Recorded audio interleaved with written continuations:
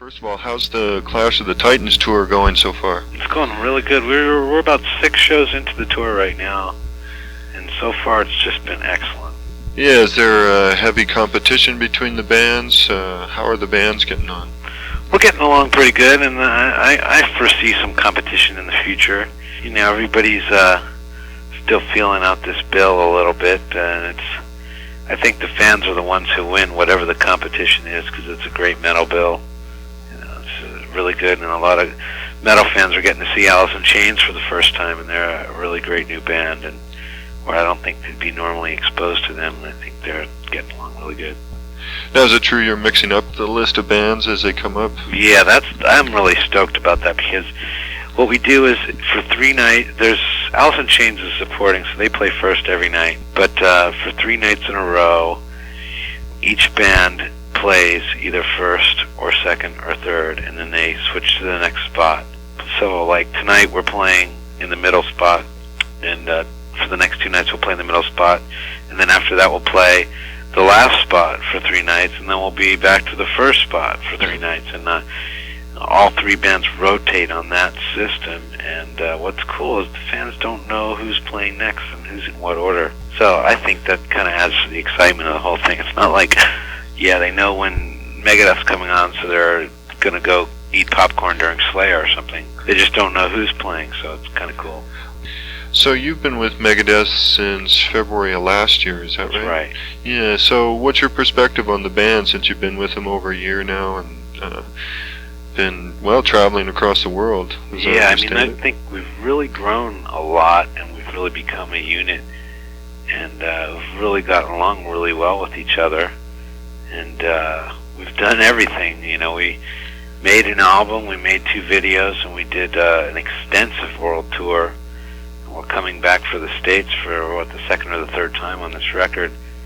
And it's really been going quite well, you know, and it's been a lot of hard work for everybody, but the results have been very good. And I think the ticket is to stay out of the results and just do the work that's in front of you, and the results will take care of themselves. You know, we're all hard workers, and we're all working in the same direction, so I think that's why we've had such a positive outlook. What is the direction you're working towards? We just want to be the best we can. You know, we're a clean and sober band, and I think that's a good example that we're trying to set for all the kids out there, and we're not preaching it by any means. We're just being an example by living our lives the way we want to live, and working hard, you know, and I think that's a pretty good example to set for anybody. Sure. Well, of course, the standard image of heavy metal is people just partying their brains out. Yeah, exactly.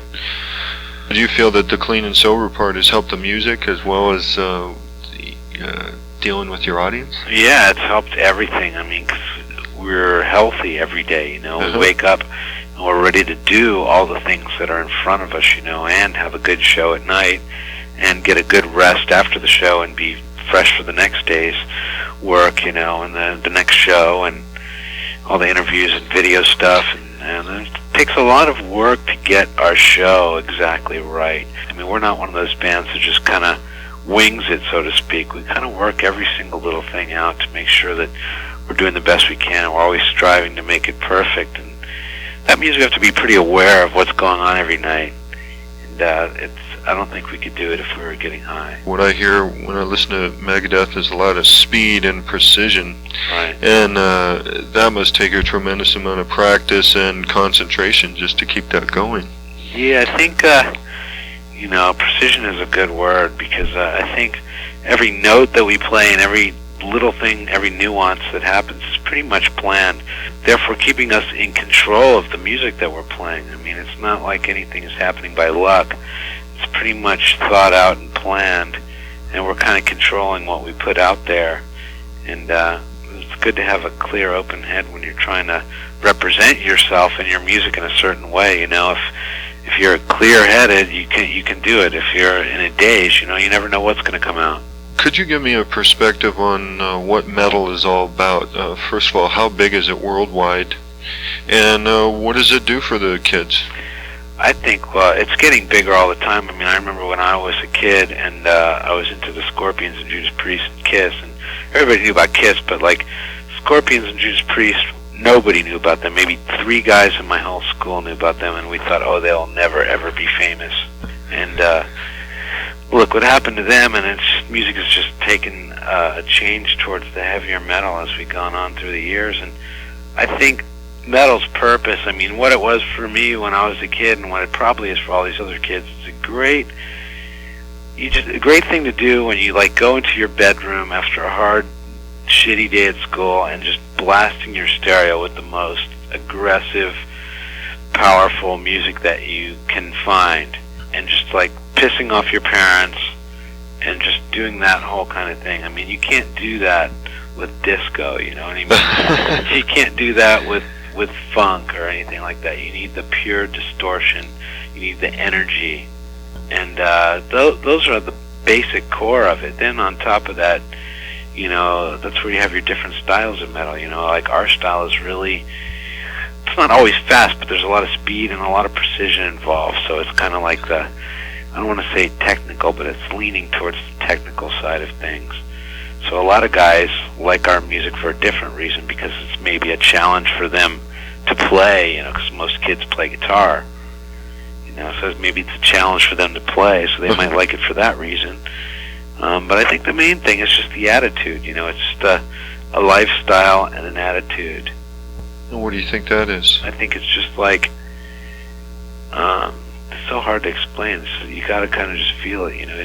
You want something loud and noisy and powerful. It gives you a feeling of power when you listen to it, and strength. It represents things that are strong and abrasive and aggressive. And those are like things that like a lot of adolescent people, you know, it feels good to, you know, relate to those things at that age, and at all ages really, but especially then. Yeah, it gives them power. Yeah, exactly.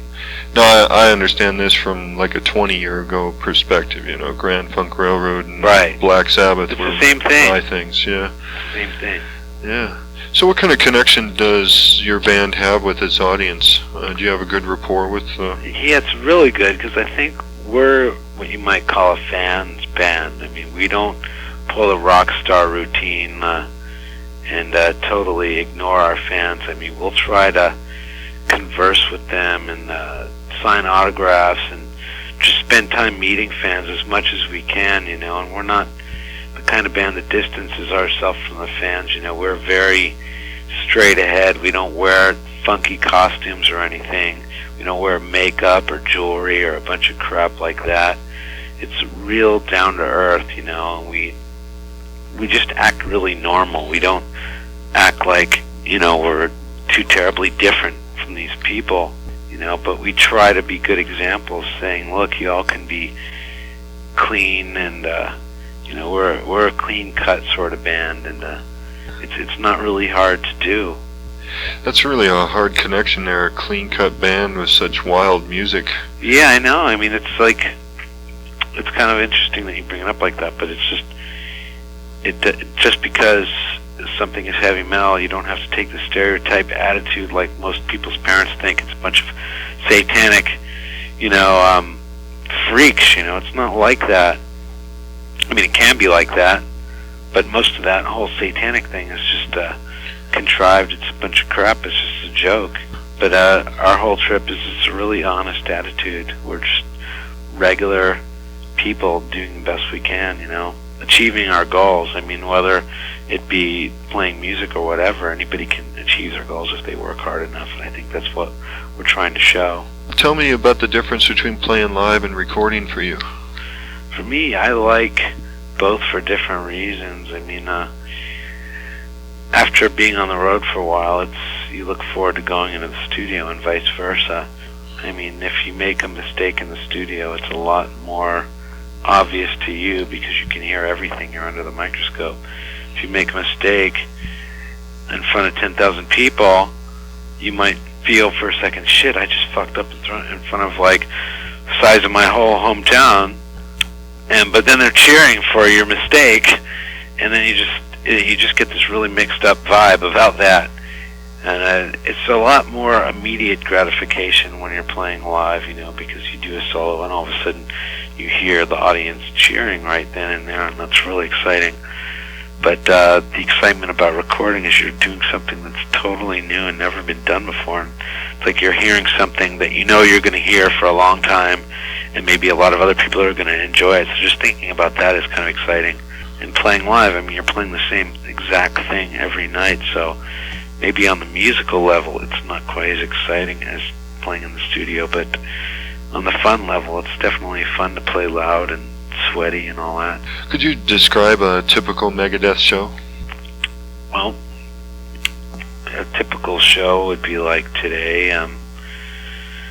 We try to relax in the daytime and maybe do a couple interviews and go down to the venue and just kind of like either work on some new songs and talk about what we could do better in our show, and just generally just gear up to play, and then we'll get on and play.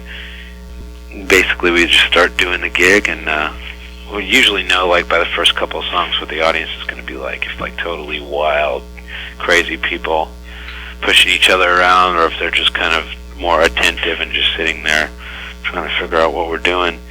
And then it's basically usually pretty much the wild type, and